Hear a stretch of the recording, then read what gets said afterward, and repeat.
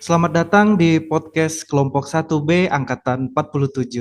Hari ini kita akan membahas sebuah topik yang sangat dekat dengan kehidupan kita sebagai generasi muda, yaitu tantangan kebangsaan masa kini. Di tengah derasnya arus globalisasi, anak muda Indonesia menghadapi berbagai persoalan, mulai dari sulitnya mendapatkan pekerjaan yang layak hingga derasnya pengaruh budaya luar yang kadang membuat kita lupa pada jati diri bangsa kita sendiri. Nah, sebelumnya saya ada video ini, mungkin itu bisa kita tayangkan untuk menjadi bahan diskusi kita hari ini. Jadi kalau ditanya tadi tentang K-pop, tahu nggak? Ya tahu, tapi saya tahunya BTS. Itu BTS.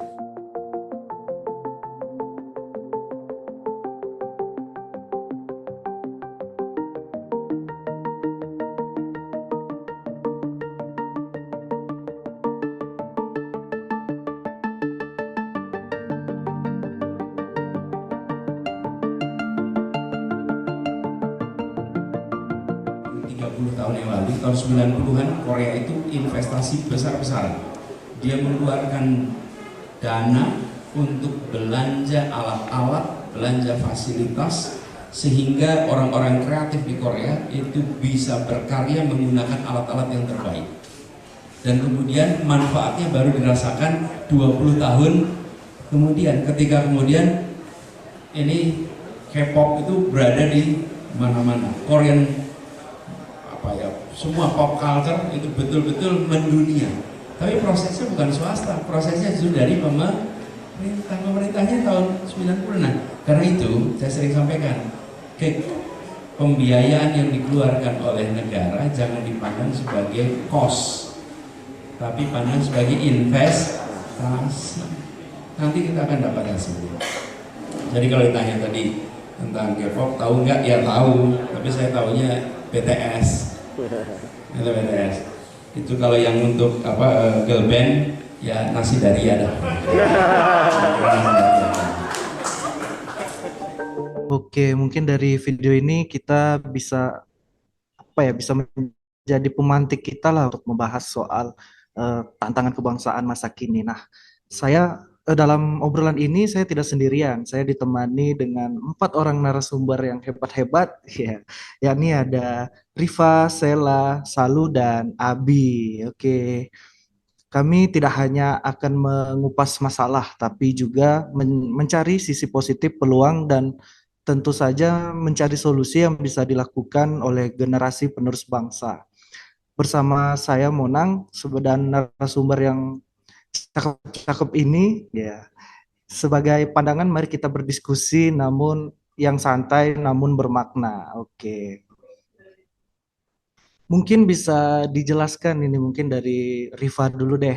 Kira-kira bagaimana kondisi tantangan kebangsaan kita saat ini? Mungkin bisa dijelaskan.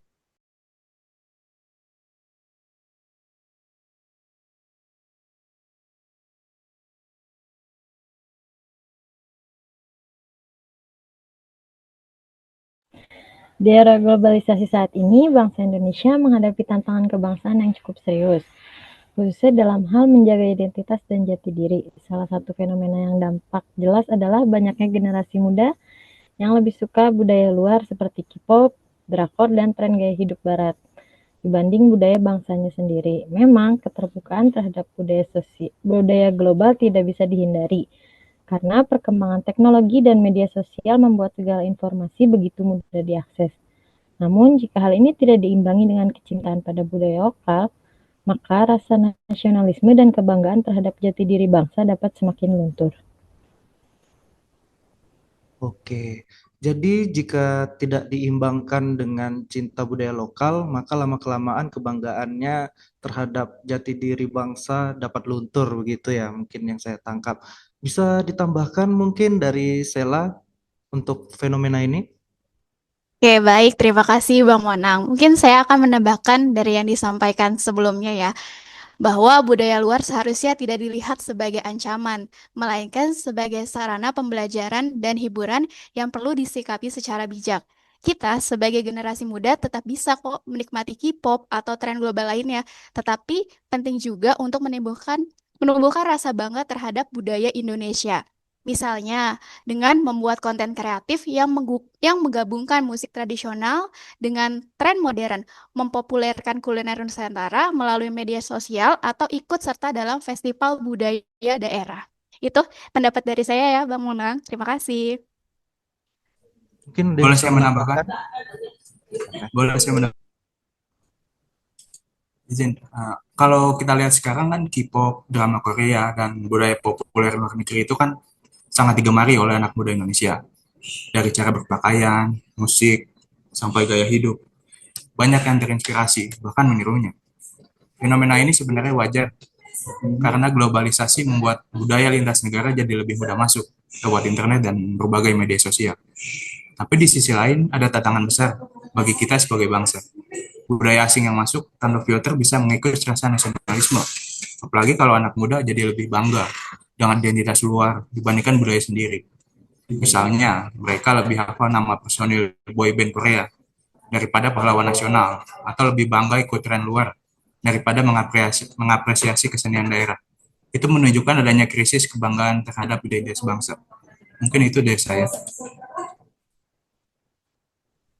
Ada yang menambahkan mungkin? Oke, mungkin saya sedikit menambahkan dari Bang Salu ya.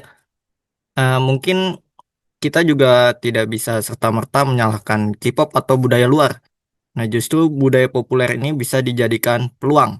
Nah, contohnya banyak negara menggunakan pop culture sebagai soft power untuk memperkenalkan negaranya kepada dunia. Nah, contohnya yang pertama ada negara Korea. Nah, itu berhasil melakukannya lewat K-pop. Nah, Jepang yang biasa kita atau ada yang suka nonton anime, kemudian ada Amerika juga lewat film Hollywoodnya. Nah, artinya kita sebagai bangsa Indonesia itu juga punya peluang besar untuk memperkenalkan budaya sendiri ke dunia. Misalnya lewat musik tradisional. Nah, dulu tuh sebelum K-pop mendunia itu ada musik dangdut. Nah, dangdut itu dulu sebetulnya bisa mendunia karena uh, dangdut kita itu punya ciri khas sendiri. Nah, dan juga sekarang di musik Indonesia ada koplo. Nah, misalnya juga ada apa rap yang berbudaya Indonesia. Nah, lalu untuk memperkenalkan budaya sendiri ke dunia, selain lewat musik, ada juga bisa fashion atau juga bisa lewat pariwisata. Nah, pariwisata kita di sini itu masih terkenalnya Bali. Nah, padahal kita itu tidak hanya punya Bali. Nah, bisa jadi contohnya di Raja Ampat. Nah, daripada dibuat apa tambang, nah mending dipermajukan lagi pariwisatanya, dipromosikan lagi. Nah, tapi dikemas dengan cara yang modern, yang menarik bagi anak muda.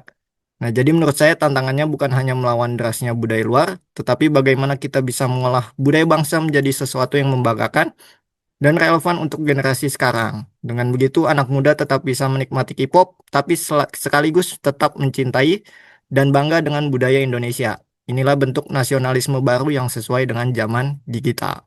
Itu mungkin dari saya. Oke, semakin menarik pembahasan kita siang ini ya, teman-teman. Kira-kira menurut Riva nih, bagaimana peran anak muda Indonesia agar tetap eksis menikmati budaya luar, tapi tidak melupakan budayanya sendiri? Mungkin bisa disampaikan pendapatnya. Oke, jadi menurut saya anak muda Indonesia tetap bisa eksis menikmati budaya luar seperti K-pop, drakor, ataupun musik barat. Asalkan kita mampu menempatkan diri dan tidak melupakan budaya kita sendiri. Budaya luar itu merupakan arus globalisasi yang nggak bisa kita bendung atau tahannya. Justru dengan terbuka dengan budaya lain, kita bisa memperkaya wawasan, cara berpikir, kreativitas. Tapi yang paling penting itu bagaimana kita memposisikan budaya luar itu hanya sebagai hiburan dan inspirasi, bukan sebagai identitas utama kita.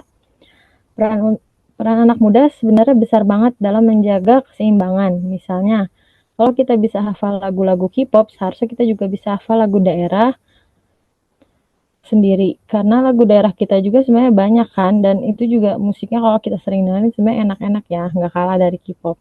Kalau kita bisa bangga posting tentang konser idol, terus kita jalan-jalan ke luar negeri, seharusnya kita juga bisa bangga dengan memposting kuliner tradisional, wisata Indonesia, yang artinya bukan soal memilih salah satu, tapi bagaimana kita mampu menikmati budaya luar sekaligus tetap menumbuhkan rasa cinta pada budaya bangsa sendiri. Oke, mungkin ada yang bisa menambahkan atau Sela mungkin bagaimana pendapatnya? Oke, baik. Kalau menurut saya ya, Bang, di era digital ini, khususnya kita nih Gen Z sebagai anak muda itu punya kekuatan besar lewat media sosial. Pasti kita semua punya nih masing-masing akun media sosial, entah itu Instagram, TikTok, yang banyak digunakan oleh anak muda. Generasi muda bisa jadi duta kecil budaya Indonesia dengan cara-cara sederhana. Misalnya, kita bisa mengangkat nih tarian daerah lalu kita posting di TikTok, membuat konten musik tradisional dengan aransemen modern yang nanti bakal kita posting juga bisa di YouTube, atau mempopulerkan batik nih dan tenun lewat fashion harian. Kalau K-pop bisa mendunia karena anak muda Korea bangga dan konsisten mempromosikannya, maka kita juga bisa melakukan hal yang sama dengan kekayaan budaya kita yang tidak kalah uniknya nih. Selain itu, kita sebagai generasi muda juga harus punya kesadaran bahwa mencintai bangsa sendiri adalah bagian dari identitas dan jati diri bangsa Indonesia. Kita bisa menjadi generasi global yang terbuka, kreatif, dan modern, tetapi tetap punya akar yang kuat di tanah air. Itulah cara agar kita tidak hanya menjadi konsumen budaya luar, tetapi juga produsen budaya yang bisa dikenal dan dihargai dunia. Jadi menurut saya, peran anak muda bukan hanya sekedar penikmat, tetapi juga penjaga sekaligus penggerak budaya Indonesia. Dengan begitu, kita bisa eksis di tengah derasnya pengaruh budaya luar, tetapi tetap berdiri tegak dengan identitas kita sebagai bangsa Indonesia. Itu, Mas. Oke, keren. Nah, makin menarik ini. Mungkin kira-kira selalu ada pandangan menarik nggak tentang bagaimana caranya agar budaya lokal itu bisa dikemas yang lebih modern, seperti budaya K-pop dan lainnya. Mungkin ada pandangan sedikit dari Salu. Oke. Baik, menurut saya kuncinya agar budaya lokal bisa dikemas modern seperti K-pop nih, adalah inovasi dalam cara kita menyajikan budaya tersebut. Anak muda zaman sekarang tidak hanya mencari nilai tradisi, tetapi juga bentuk penyajian yang relevan dengan selera mereka. K-pop berhasil mendunia bukan semata karena musiknya, tapi karena kemasan modern yang dipadu dengan teknologi, visual yang menarik, koreografi yang keren, dan promosi yang masif melalui media sosial. Hal ini bisa menjadi pelajaran berharga untuk kita di Indonesia. Bayangkan, kalau musik tradisional kita seperti gamelan, angklung, atau bahkan dangdut dikolaborasikan dengan genre musik modern seperti EDM atau hip hop, lalu dipromosikan dengan visual yang kekinian di TikTok atau YouTube. Hal yang sama juga berlaku untuk tarian daerah, misalnya tarian tradisional bisa dipadukan dengan gerakan dance modern, sehingga lebih mudah diterima generasi muda. Dengan cara itu, budaya lokal tidak hanya dipandang sebagai sesuatu yang kuno, tetapi menjadi sesuatu yang keren dan bisa dibanggakan. Selain dari sisi musik dan seni bertunjukkan, kuliner lokal pun bisa dikemas modern. Makanan tradisional bisa ditampilkan dengan gaya presentasi kekinian, diberi branding yang kuat, dan dipromosikan lewat media sosial oleh influencer. Begitu juga dengan fashion, kain batik atau tenun tidak harus selalu dalam bentuk pakaian formal, tapi bisa dikembangkan jadi streetwear atau budaya kasual yang cocok dipakai anak muda. Mungkin segitu saja dari saya. Oke, mungkin kalau menurut Abi gimana nih? Tadi tuh sudah dijelaskan bagaimana misalkan budaya Indonesia tuh dijadikan kayak K-pop. Mungkin kalau Abi ada ide lain atau mungkin pendapat lain. Oke, kalau dari saya sih tentu aja peran anak muda, apalagi Gen Z ya, ini sangat penting di sini. Generasi kita ini adalah generasi yang melek digital. Artinya kita ini sebagian besar generasi pengguna aktif dari teknologi digital, nah, terutama di sosial media. Nah, kita ini bisa menjadi konten kreator yang mengenalkan budaya lokal dengan cara yang menarik. Nah, biasanya sih kalau konten kreator itu biasanya lewat vlog. Nah, di sini vlog ini bisa dimanfaatkan untuk vlog wisata budaya. Nah, selain vlog juga ada review makanan daerah hingga musik cover dengan instrumen tradisional. Nah, semakin banyak anak muda yang bangga mempromosikan budaya sendiri, semakin besar pula peluang budaya Indonesia dikenal oleh dunia. Nah, selain itu, pemerintah dan lembaga pendidikan. Nah, ini juga harus mendukung atau harus hadir dengan membuka ruang bagi kreativitas anak muda. Nah, misalnya lewat festival budaya digital, kompetisi konten kreatif berbasis budaya, atau dukungan untuk kolaborasi antara seniman tradisional dengan musisi modern. Kalau dukungan ini berlangsung secara konsisten, budaya lokal bisa punya daya tarik global yang tidak kalah dari K-pop tentunya. Nah, jadi cara agar budaya lokal bisa menarik bagi anak muda adalah dengan menghadirkannya secara kreatif, modern, dan relevan dengan gaya hidup generasi sekarang.